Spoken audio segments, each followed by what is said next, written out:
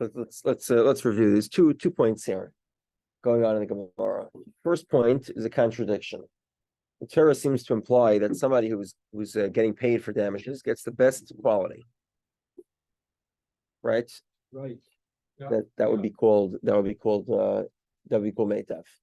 But the Torah also says that somebody who gets paid with movable objects can get paid in subin, in bran. Right? We pointed out bran. Subin. You get paid in anything. Okay, right. Like kind of a grain. The specific reason why bran is chosen is because it's very light and bulky. The volume is very large for its weight. Mm-hmm. And not so easy to sell. But you pay them in bran as well. And the question is how do you resolve this contradiction? Do you pay the best, or do you pay effectively what's close to the worst?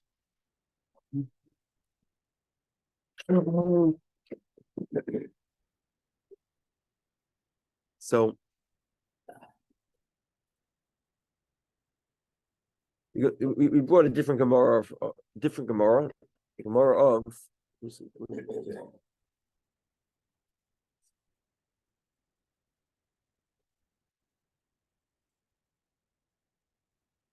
I brought another Gemara, which was an interesting comparison. It was a story where somebody has property, but the property goes up in Nisan and down in Tishrei. Okay. Like we said, the profit component, the valuation is a very small number compared to the profit. It's a very small factor. The profit is the only factor, and the profit is the determinative factor in how much the value of the field is.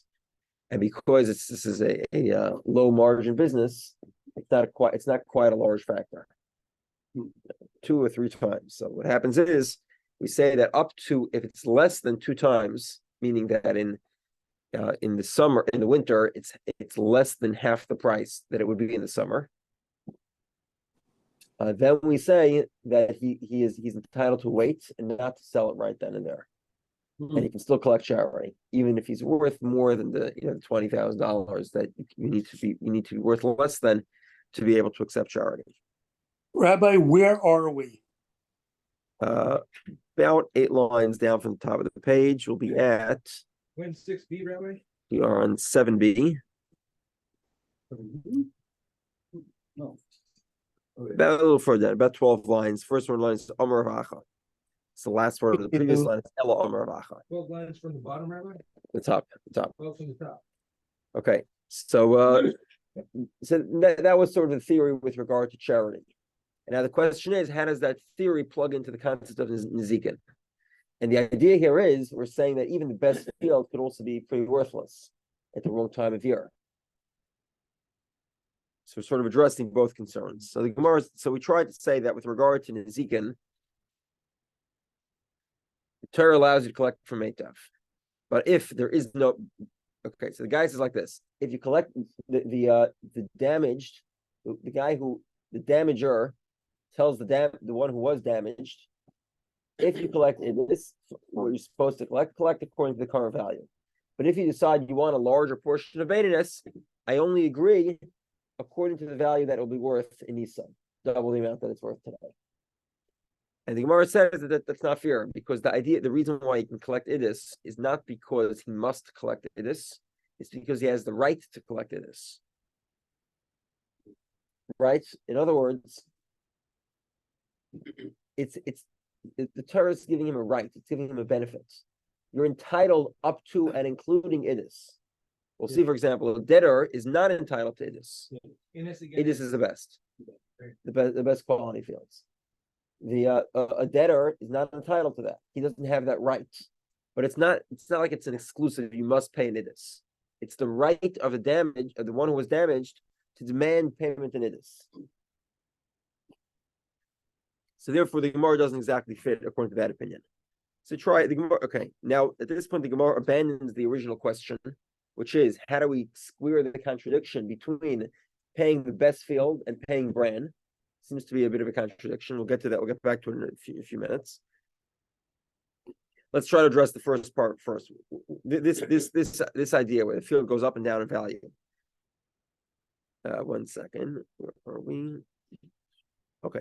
If this idea with the field going up and down and the guy asking for larger property according to a value at a different time of the year, we can compare this to a debtor.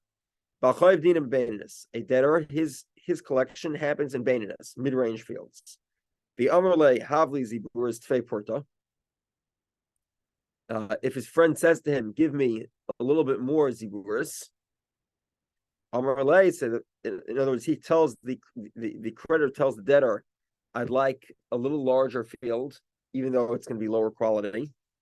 Amarle said, the debtor tells the creditor, Ishaklas Kadinach, if you take baininess, the mid-range field, Shkol Kadahashta, then you take according to the current value, which is significantly depreciated because now it's full time of the fall.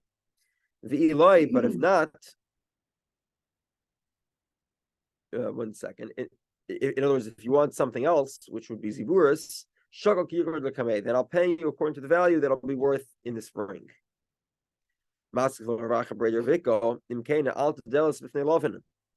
So Bacha says if that's the case, then you're closing the door in front of borrowers, in front of lenders. The Omerlei,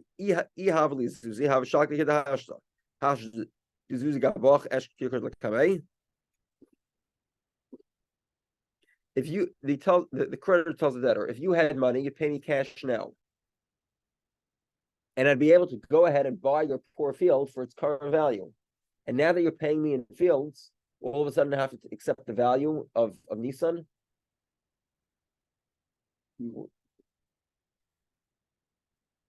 El Omer Vacha has a third possibility of how this Gemara of Tzedakah would pertain to our Gemara. To a woman collecting a ksuba.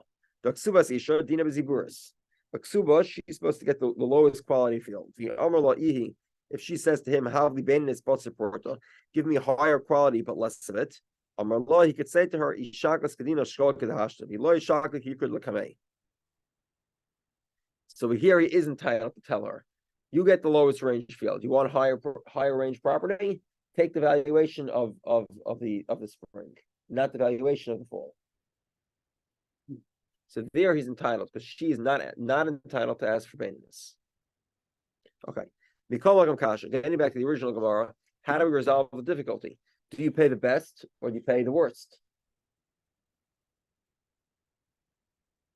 Rava says, very important. 1 second. No, I'm sorry. Called the Yovle Mative, Lasively. Hold on. Okay. Called the Yovle Mative, Lasively.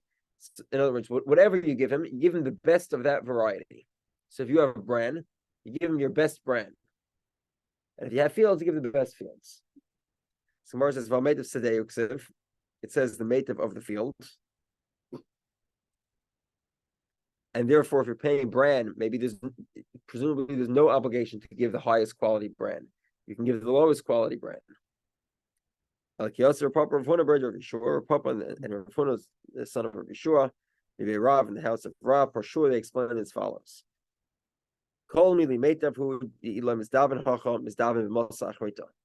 Every movable object is considered meitav, because even if you can't sell it here, you can always take it with you and bring it somewhere else. The bar may arrow, however, the field you can't carry with you. A field, you don't have a choice where to collect it from, right? You collect the field from where it is, and therefore we want you to be able to sell it to bring the money or buy another field locally, so you can do what you want with the money. So therefore, when you're paying a field, you have to give the best field so that it's easiest to sell. However, when you're paying with a movable item, so you can just move it. So move it to where it's valuable and sell it there. And therefore, all movable objects are considered meitav. It's not a contradiction. Of course, you have to make the best payments, but it has to be a payment. That's referring to a payment in the field, because if you don't give him a good payment there, he's stuck. He has a property between in the forest between Mount Jefferson and Mount Hood. How are you going to get there? No way to get there. big value of property, but if there's no way to get there, it's not worth anything. So therefore, we say when it comes to property, you have to give a meitav, the best property, so that it should be able to be sold easily. Okay. Next Gemara. So now we talk a little bit more about the concept of meitav. Another more technical question. Here's the following question for Shmuel, the son of Rabba. From his father Rabba, when you evaluate the fields, what is meitav, what's not? How do we define it? So first of all, we just defined meitav as the most liquid of assets, right? Key term of meitav is liquidity. It's how easy it is to sell. Is that defined by the market forces, or is it defined by his own most liquid property? Okay, so let's explain slowly. Remember, we have machlekes between Rabbi Shmuel and Rabbi Kiva. Rabbi Shmuel says the best of whose? The best of the nizik, the one who was damaged. So he said, for example, if the damager has property valued at A, B, and C, right? So A is the most liquid, B is less, C is least. But the nizik's property is C, D, and E. So then, according to Rabbi Shmuel, what does the mazik have to pay? Which level property? C, according to Rabbi Shmuel. Rabbi Shmuel says, but the nizik shamin, it's the one who was damaged, not the damager. So in that version, loyti bailach. So then, obviously, we don't evaluate the question with what the world has. We evaluate with the best property of the nizik. So that's not a relevant question. When is this question relevant? I'll leave it to Rabbi Kiva. Rabbi Kiva says we evaluate in the damager, the guy who caused the damage, the best of his property.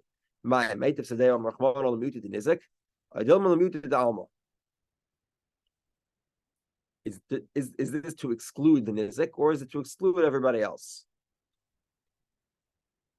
Okay, so in other words, does it have to be that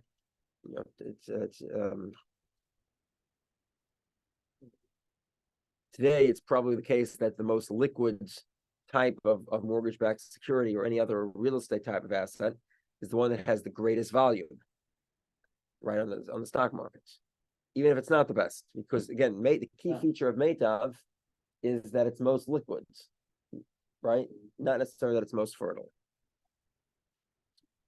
But let's say this guy has a property that has an extremely high level of liquidity, but much higher than the typical market item. Does he have to give it up or not? So Amar Leis, or Abba, the father of Shmuel, says to him, Rachmana Amar Meitav today of Adam Rishal Elam Hen Shaman. The Torah is the best of his own fields, not the best of what's in the market. And therefore that's the he wants to say that it's not dependent on everybody else, it's dependent on the owner himself, the one who caused the damage, who's responsible for the damage. Okay, Esfei. So we'll see a long price, so I'll just make it very easy for you. Okay, this is the main part. The Brisa talked about a person who only has baininess and ziguris, mid-range and bad. Now let me ask you, is that thing possible? You said mid-range and bad property. It's a thing possible. Have only mid-range property and only bad property. Mid-range by whose criteria? Oh, very good. Mid-range by whose criteria?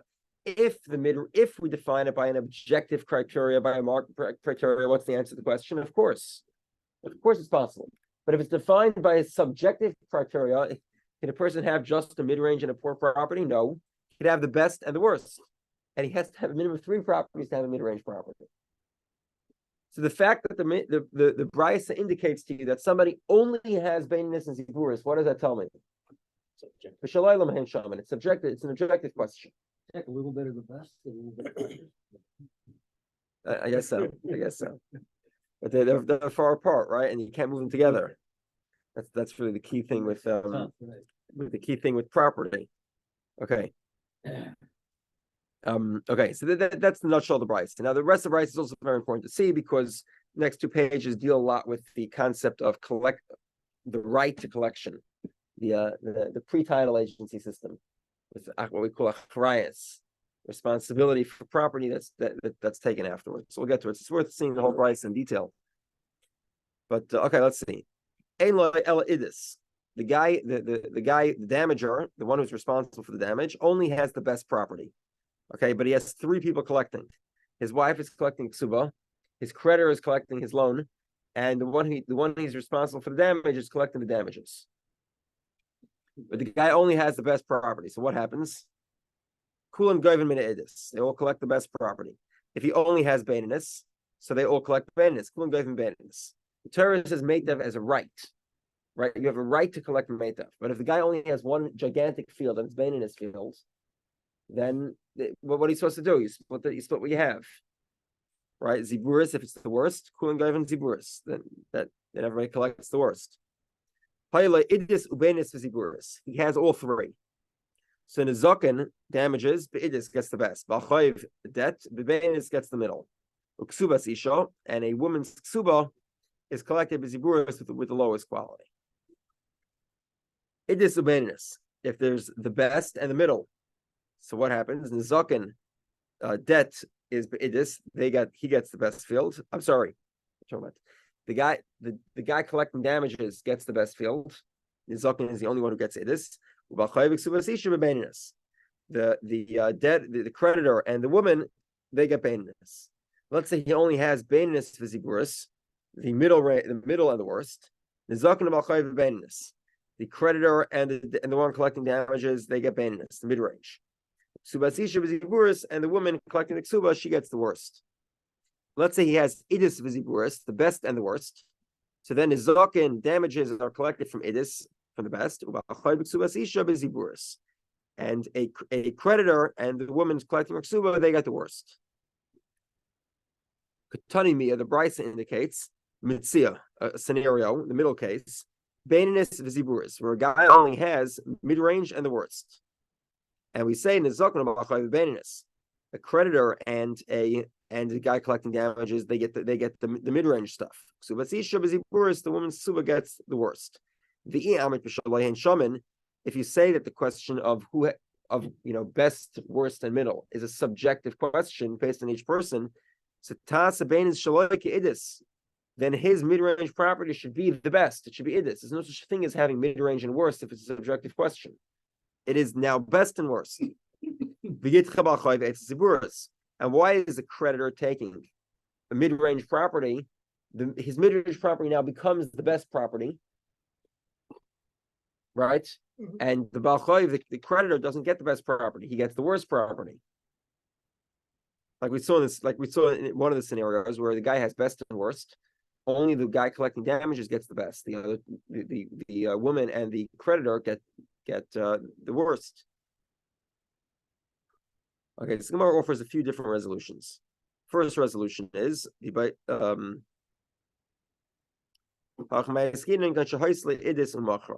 originally he did have three properties, and one was the best property, but he sold the property. Now, are we on 8A now? We're on 8A, we're about 6 lines down. First word? Loy, and there's 2 lines in a row. 2 lines in a row with the first line. He has the best property and he sold it. What does that mean? It means initially there were 3 people collecting 3 types of property, right? Best, middle, and worst. Now he sold the best field. But at this point, because he had at some point a middle field when he borrowed the money, so the creditor has a right to take the middle field. This also makes sense. Because it's another brisa that says beinis v'ziburis. There's a similar brisa which has a similar scenario, except it has a different halacha. What's the difference? One brisa says you have best, you have middle, and worst, right? So damages and creditor get the middle, woman gets the worst. What are we saying? That's where what happened initially. Initially, there was the best field as well, and he sold that best field. That's why the creditor gets the mid-range field, because he's entitled to it. However, there's another scenario where the guy has mid and worst. mid-range and worst. And in this scenario, he did not own a high quality field. If that's the case, the creditor actually was never entitled to that mid-range field because that mid-range field is really his best field. So what happens? The creditor gets the worst field. And this is how you resolve two contradictory brises. Kashina Dodi.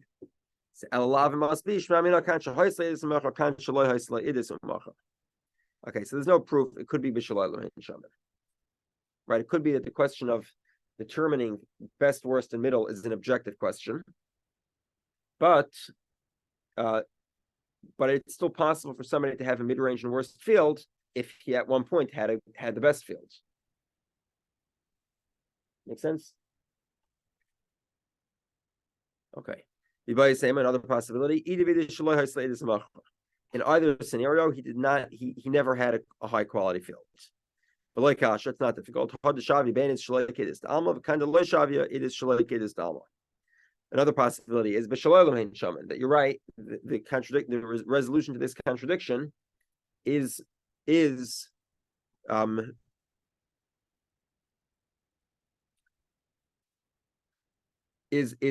whether or not it would be objective or not. In other words, according to this verse, the resolution is as follows: the truth of the matter is how is bainness determined objectively. Second, hold on.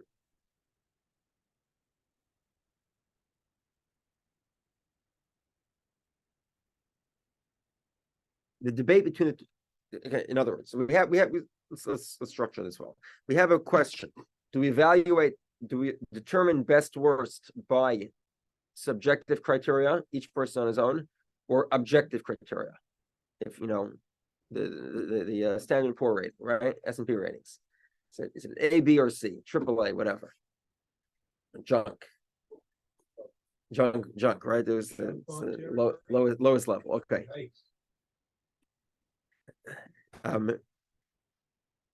Now we have another problem also. There's really a contradiction in the brises.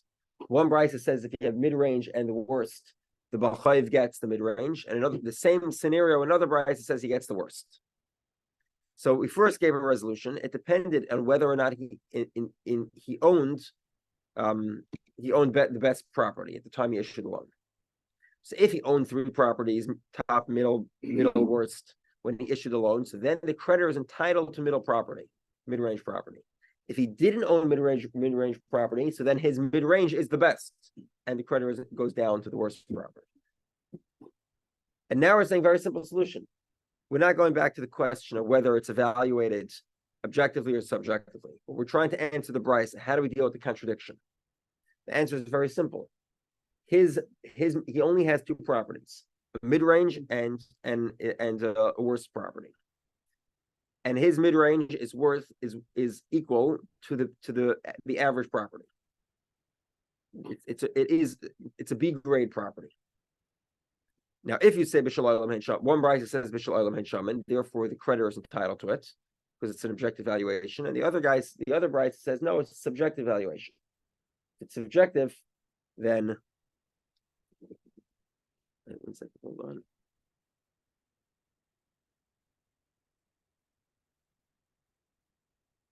Oh, just a second, hold on. Sorry, see that. 1 second. Hold on. I skipped this Rashi here. Hold on a second.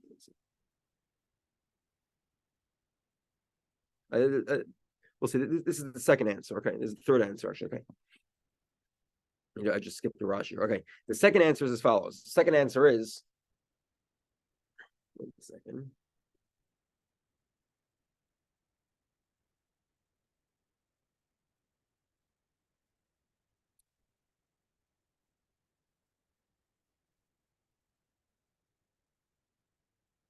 That makes a lot more sense.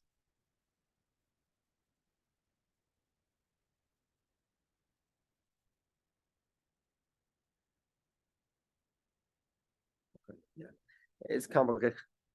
There's a complicated textual variation here. I'll go with the variation that I think Rashi is implying. Another resolution to the Bryce is very simple. Both Bryces are a scenario where he did have idis, the best property, and he sold it. And the question is, what is his mid-range property? Is his mid-range in one scenario, his mid-range property is actually B grades, and in the other case, his mid-range property is actually AAA. So it's really high quality. And we go with the opinion that says it's an objective question. So therefore, if it's an objective question and his mid-range property is a AAA rate, you're not going to be able to take it. You'll have to take the junk. You can't take, right? You know, it's his mid-range. This guy has super property, super liquid property. So his mid-range property is actually the equivalent of the best on the market. So therefore, the creditor has no right to take the best because it's an object. Because now we're going that it's an objective question. Whereas if his mid-range property is actually mid-range, then he's entitled to take it. That's another potential resolution. Okay, the other one, it could be the debate itself is another possibility is where his mid-range property is mid-range. Another possibility is the prices themselves are disagreeing whether the question of mid-range, worst and best, is objective or subjective. Ravina says another possibility is, but the Ula pligi. They're talking about Ula. The Amar Ula makes the following point: Dvar Torah, the biblical. Remember this Gemara we had in Gittin about a half a year ago. Dvar Torah b'chay b'ziburis. The truth is that Torah law is that a creditor gets the worst property. Why? Shenemar, the verse states, "B'chutz tamid." When you collect the debt, you stand on the outside of it. The guy who owes you the money, he'll bring out the collateral to you outside. Okay, now if you have a person who has to collateralize for a debt, what type of assets do you think is collateralizing? What do you ever can get away with? The worst of the worst. What's a person collateralizing? The worst, the least he can get away with. Then why do they say that a creditor gets to collect bainis? The people shouldn't refrain from giving loans, because if they would be able to get the worst property, then if they loan somebody money, then they would get the worst property and they wouldn't loan. Maris to the Ula, Maris less to the Ula. These two brises are debating this question of Ula, whether or not a creditor is entitled to mid-range property or not. But if the worst property is greater than the loan or equal to the value of the loan that he's getting, because it's difficult to sell, it's illiquid. okay. So That's the critical factor. Exactly. So in other words, if you want to sell a house here, I don't know, the average house I think in a major city is on the market for like 30 days or something, probably less than that. Now it's less, okay, whatever it is. Historically, I think it's about 30 days, somewhere around there. But if you go try selling, some homestead farm in Wyoming that's off the grid and has no connections to anything, and it's 4.5 miles off of county roads, it's not as attractive. Even though technically it's worth. Exactly. So the estimates are the same, but it's actually going to take you months to sell it. Yeah. Okay. Yeah. Okay, so this is a very interesting, a lot of very interesting legal arguments here. The guy sells his property to one person or to three people at once, all at the same time. So then what happens is they all have the same status as the original owner. In other words, the guy, let's say Reuven borrows money, right? Reuven damages somebody, Reuven divorces his wife.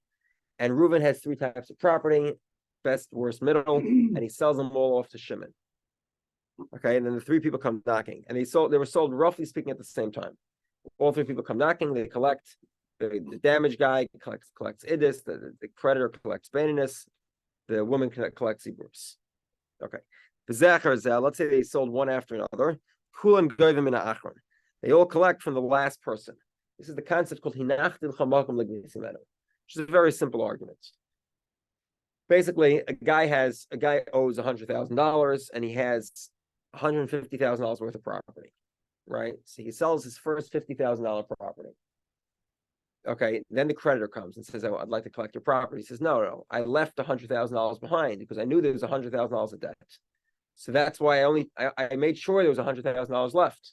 You follow? So your $50,000 debt, you have to collect it from him.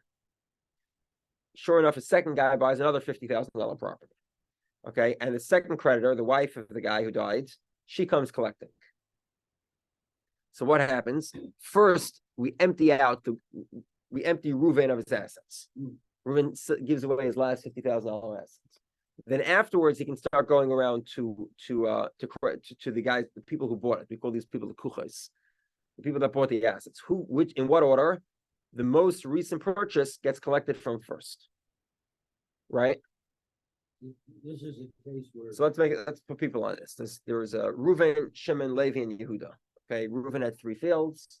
It is Ben and Siburis, and he had three people collecting money from him. There was a creditor, a woman, and a guy who was damaged. And sure enough, he sold his first field. It is the best field was sold to Shimon first, and then a week later, he sold his second field, which was a Ben's field, to Levi, and then finally, he sold his worst field to Yehudah. So who do we collect from first? Yehudah. Then we collect from Levi. Then we collect from Shimon. Let's say he didn't sell to Yehudah his last field. So we would collect from Reuven first, the last field.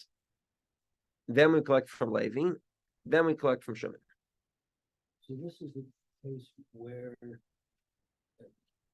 sold the property, but you go back to the buyer. Right, because the property was sold with a lien on it. The lien. So whoever has the lien can take what do they call it, foreclose on the property.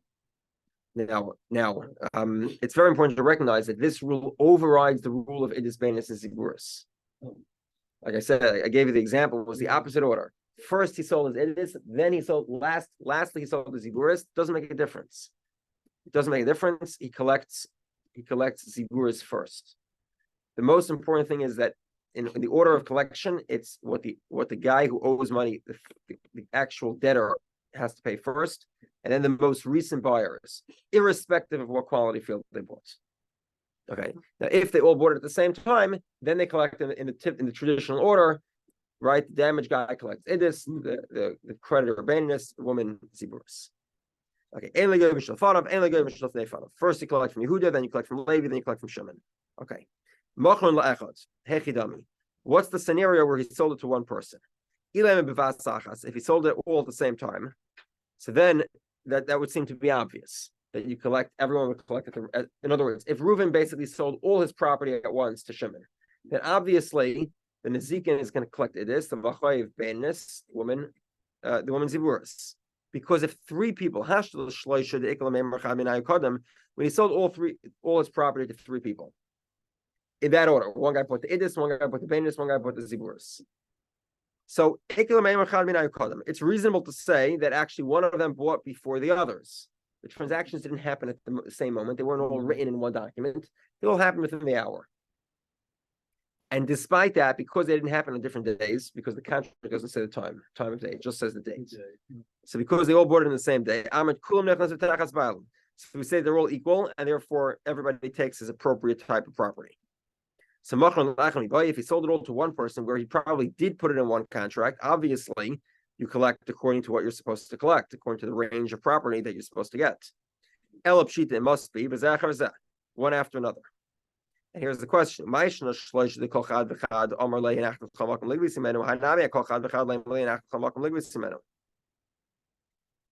Okay. In other words, what happened? Shimon did not buy all of Reuven's property. Shimon first purchased the idus, then he purchased the beinus, then he purchased the ziburis, and now the guy with the damages comes. He says, "I would like the idus property." Reuven has no more property.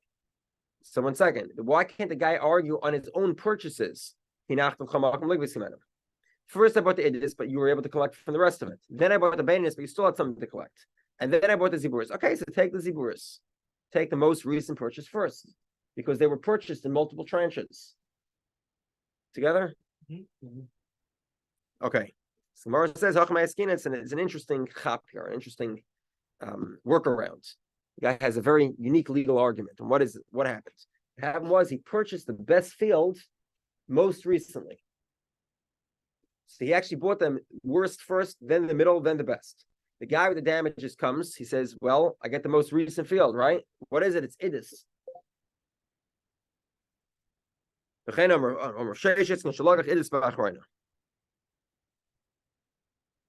Okay, Okay, so the guy with the damages, he collects from Idis. But now there's another problem. What the Mishnah says that the creditor and the woman collect what they're supposed to collect, which is Bainis and Ziburis. But there's a problem with that. Why? If the most recent property, let's say, for example, Reuven has 3 properties, right? He sells off the Ziburis, then he sells the Bainis, and then they all come collecting. What do they collect? From the Idis, right? They don't collect from the Ziburis that was sold. So why doesn't everybody get Idis here? If it was sold in 3 tranches, worst first, then the middle, most recently the Idis, then everybody should be able to collect from the Idis. You hear the question? Yeah. Okay, so Gemara says because of this legal argument,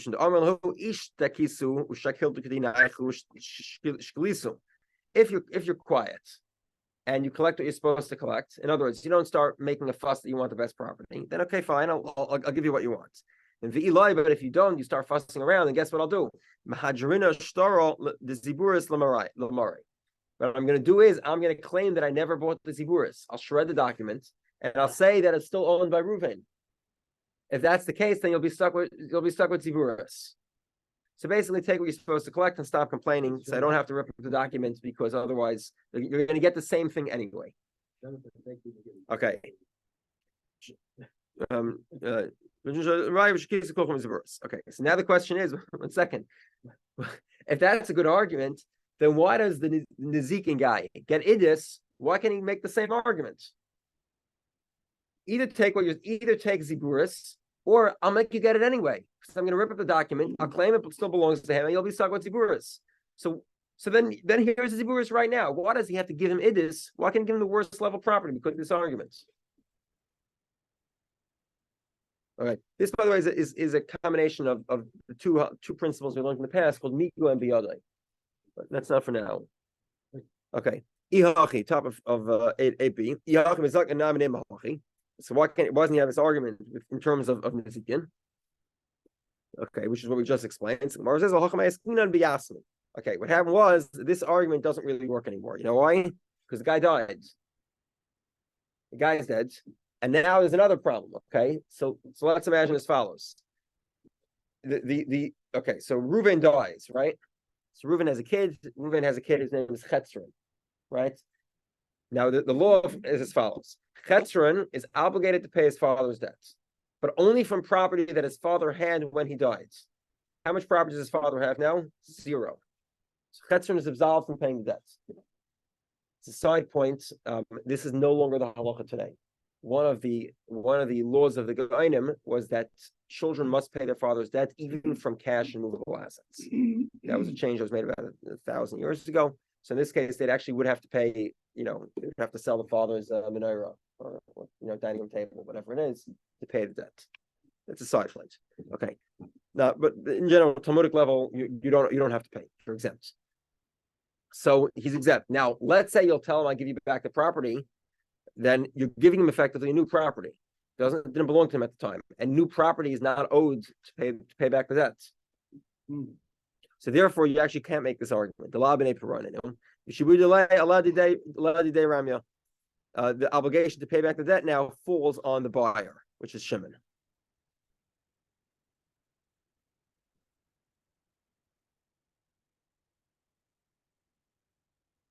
Yeah.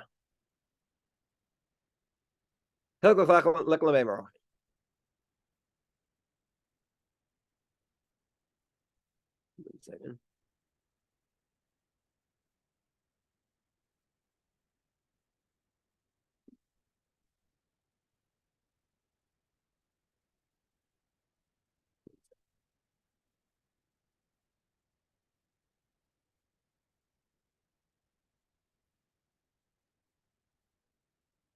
Okay.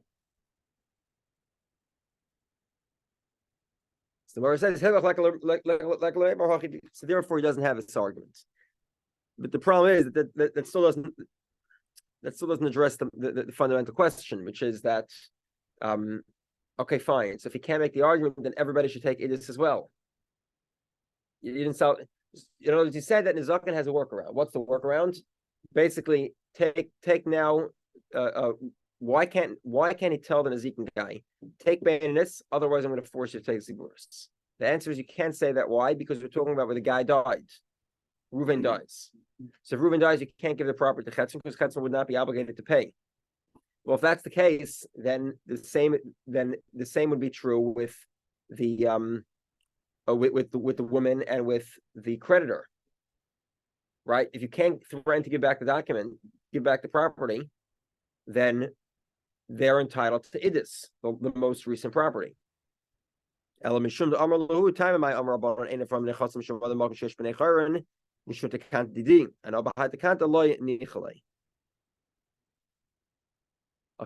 The Gemara says the final argument is as follows. Of course, we're talking about a scenario where he can't return the document. And he has three properties, right? He has the most recent, which is the best, the second the most recent, which is mid-range, and the one that was bought the first, which was the lowest quality. And now the question is, if we go collect for the most recent property, why doesn't the creditor get best property and the woman? And the answer is very simple.